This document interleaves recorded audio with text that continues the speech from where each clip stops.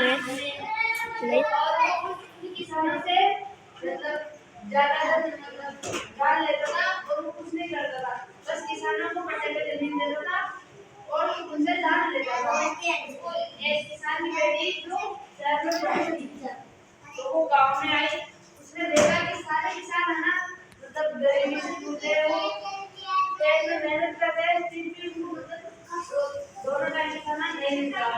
फिर वो जमींदार के पास गई और जमींदार से बोला कि जमींदार जी मुझे आपका खेत बोने के लिए खेत चाहिए।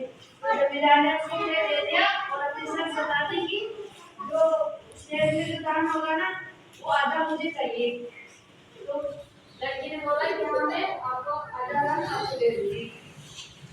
फिर उसने शर्त रखी कि जो धान होगा ना उसका उपरवाला करना होता है, ऊपर जो भी धान हो उपरवाला मुझे चाहिए और नीचे वाला तुम कर देना। तो फिर उस लड़की ने क्या किया, उस खेत में ना आलू बो दिए।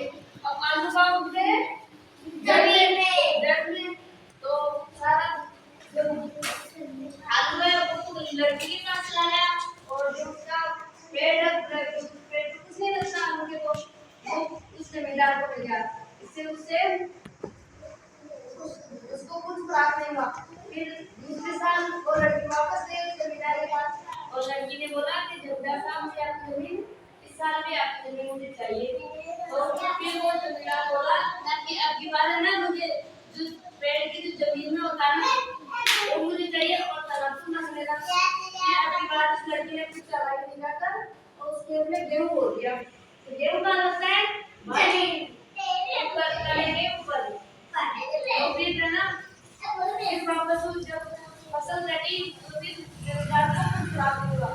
फिर तीसरे साल जमींदार के पास वो लड़की गई, फिर बोला कि मुझे आपकी जमीन चाहिए खेती करने के लिए। फिर जमींदार ने बोला कि मुझे चना और जड़, ये चने और जड़ की जो फसल होती है ना वो मुझे चाहिए और बीज वाली तुम रख देना।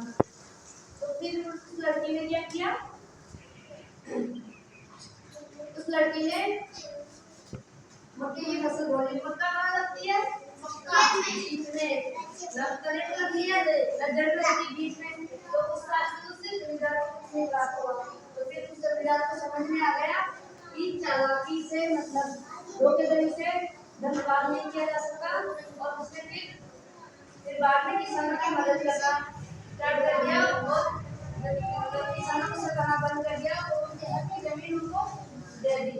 इस कहानी से हमें सीख मिलती है कि बुद्धिमत्ता से हम हर इंसान को बदल सकते हैं।